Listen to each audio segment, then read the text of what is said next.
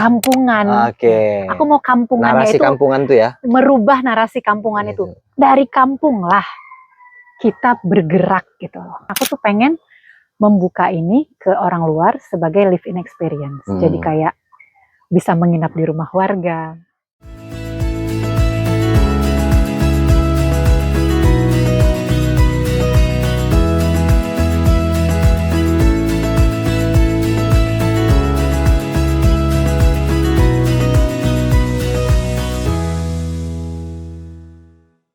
Oke rekan-rekan habitus, saat ini kita sudah berada di kebun leh klubnya Kak Dinda. Waduh, keren sekali tempatnya ya kan. Nah, tadi kan kita sudah keliling tuh ke perpustakaannya leh klub. Nah, kali ini Anasu masih penasaran sih Kak. Sebenarnya leh klub ini ngapain aja sih gitu kan? Kegiatannya itu apa aja sih? Terus murid-murid tadi tuh Anas tengok tuh murid-muridnya tuh kayaknya jarak usianya juga berbeda-beda tuh. Apakah sudah ada kelas-kelas macam itu atau gimana? Boleh diceritain nggak Kak sedikit? Nah jadi tuh awalnya kan tadi yang bahasa Inggris tadi ya. Kan? Nah sejak kita punya si perpustakaan tadi, jadi lebih berkembang lah kan. Anak-anak laki-laki yang tadinya enggan datang itu aku ajakin untuk berkegiatan lah. Ikut gitu kan. Aku bacakan ke mereka. Awalnya kan mereka nggak mau, tapi program unggulannya, kalau ada program unggulan kan membacakan buku ya, membacakan nyaring kepada mereka. Aku pilihlah buku yang paling seru gitu, sehingga mereka tertawa-tawa membacanya gitu kan. Jadi tertarik. Ayo besok ibu bacain lagi, besok ibu bacain lagi. Terus kemudian aku berusaha membuat program-program yang menarik agar semua anak bisa naik gitu ya. Jadi kalau secara secara jadwal itu Leh Club kan belajarnya itu setiap Senin, Selasa, Kamis. Jadi Senin itu dimulai dari jam 2:30. Itu aku membacakan kepada anak-anak yang lebih kecil. Kayak anak kelas 1 ke bawah deh. Kelas 1 atau kelas 2 masih ada lah. SD ya? SD, terus ada yang masih TK. Nah biasanya tuh mereka aku bacain buku-buku yang dari pemerintah tadi tuh. Nah itu kan cocok buat mereka ya. Aku bacain ke mereka sekitar setengah jam. Nah kemudian mereka ngaji. Ya kan, terus anak-anak tuh ngaji. Terus sama Tengku tuh ya? Sama Tengku, udah sama Tengku. Nah waktu asar selesai ngaji, mereka naik lagi ke Leh Club. Nah kali itu giliran kelas kakak-kakak. Jadi yang agak udah gede, yang anak-anak pertama ikut, itu aku ajarin di situ. Kelasnya tuh ada, kalau hari Senin ada kelas menulis. Kalau hari Selasa itu kelas bahasa Inggris. Dan hari Kamis itu seperti public speaking, tapi kita menyebutnya book circle. Jadi kamu bercerita tentang buku yang sedang kamu baca atau yang sudah kamu baca gitu. Jadi tidak hanya mereka membaca buku, mereka juga menceritakan. Jadi kan latihan public speaking ya, kayak gitu. Nah di luar itu kami membuat banyak program seperti itu kan kerja sama FPTIPD. Jadi aku membawa anak-anak untuk berlatih ke wall panjat dindingnya FPTI setiap hari Rabu dan Jumat. Rabu-Jumat ya? Ya, jadi kan setiap hari cukup ada kegiatan. Nah di luar itu lagi kami punya kelas-kelas lingkungan. Karena lingkungan ini tuh sebagai bagian dari pemantik awal aku pengen berbuat sesuatu ya. Di awal tadi yang melihat sampah banyak apa segala itu kan jiwa kebersihannya tuh agak-agak muncul ya, tertrigger gitu melihat banyak sekali sampah. Jadi masalah masalah lingkungan ini merupakan satu hal yang penting buatku untuk diajarkan ke mereka. Nah, caranya gimana? Macam-macam lah. Aku pernah bikin kelas membuat kertas daur ulang. Terus mereka aku minta mengumpulkan sampah dan kita membuat macam-macam. Terus bikin games cara memilah sampah. Atau aku bawa beberapa anak ke pantai dan kita kumpulin sampah. Aksi sosial lah ya. Iya, seperti itu. Pokoknya yang berkaitan dengan lingkungan gitu. Aku tidak hanya belajar literasi, tapi aku menggunakan kesempatan ini untuk mengajari mereka lingkungan.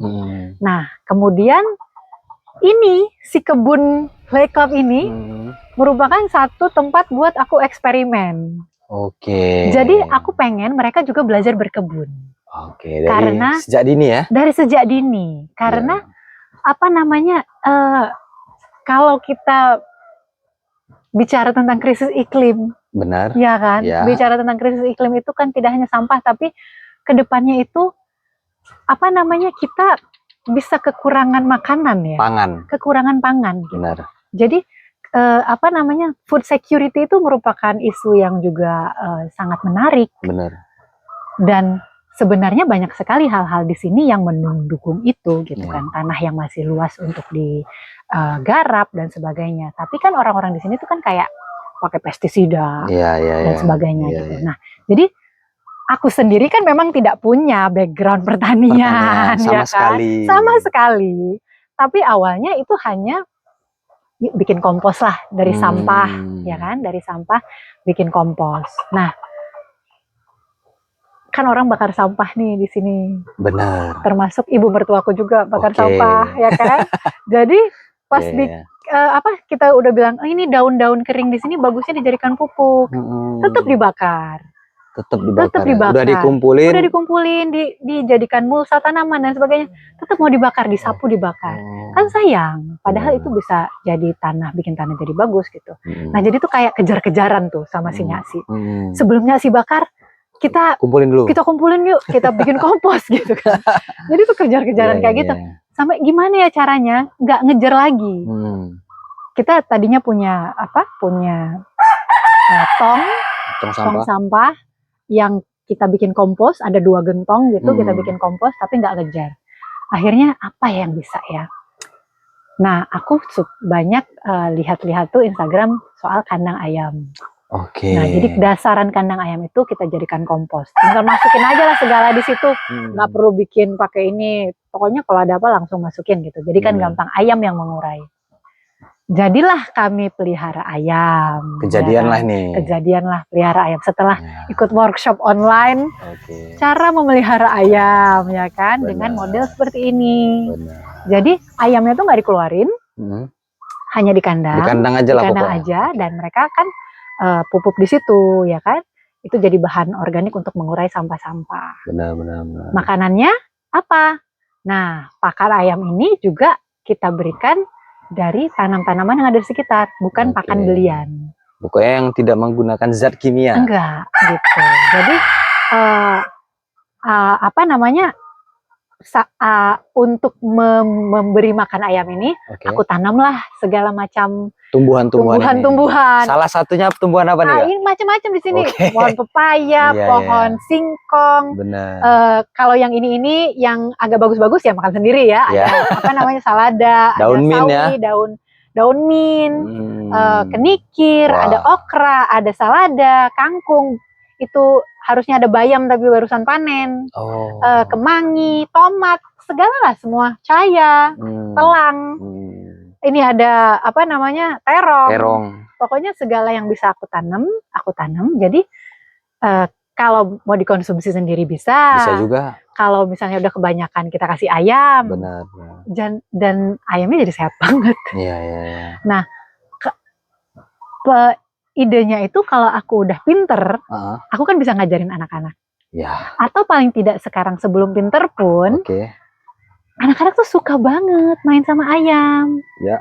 Jadi saat pertama kita buka kandang dan ini, ibu, aku mau pegang ayam. Aku mau sayang-sayang ayam.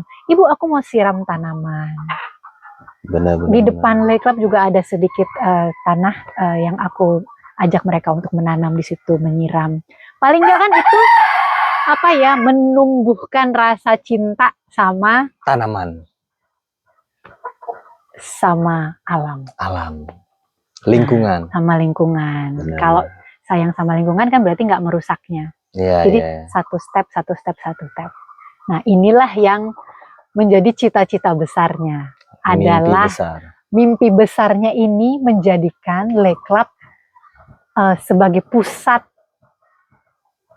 kegiatan masyarakat ya, yang nggak cuma soal baca tulis, tapi juga lingkungan dan cita-citanya ada aspek-aspek untuk bisa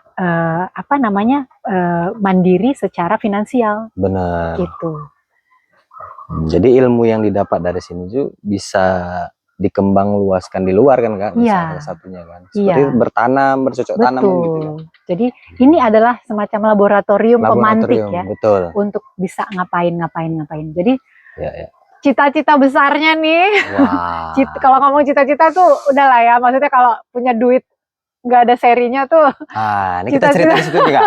Kita lagi punya duit, nggak ada batasnya nih. Kira-kira dengan kegiatan kita hari ini tuh yang berkegiatan sosial, lingkungan dan lain sebagainya, kira-kira apa tuh yang mau Kak Dinda lakuin tuh? Mau ngapain sih dengan duit segitu? Kalau untuk lingkungan dan sosial? Ini ya, cita-citanya itu aku tuh pengen memberdayakan masyarakat di kampung. Menjadikan masyarakat kampung itu tuh berkelas gitu. Gak cuma sebagai yang dicap orang-orang bodoh yang gak tahu apa-apa gitu. Atau istilah kampungan lah. Kampungan. Aku mau kampungannya narasi itu kampungan tuh ya. Merubah narasi kampungan itu. Dari kampung lah kita bergerak gitu loh. Ke kota. Itulah disebut sebagai revolusi industri. Ya kan? Jadi aku pengen kampung ini menjadi pusat pembelajaran. Jadi cita-citanya itu sebenarnya pengen ini ekosistem atau kompleks kita ini kan ada daya, ada rumahku, ada perpustakaan gitu. Aku pengen desain untuk menjadi semacam live-in experience. Jadi kayak kan ini kan harus sustainable. Intinya kan ini harus sustainable, harus mampu menghasilkan uang sendiri, kan gitu ya. Supaya bisa mendanai kegiatan. Kita kan harus punya duit nih. Nah, gimana caranya supaya kita bisa sustainable? Kan nggak mungkin nih minta duit sama anak-anaknya ya kan, buat mereka belajar, ya nggak bisa.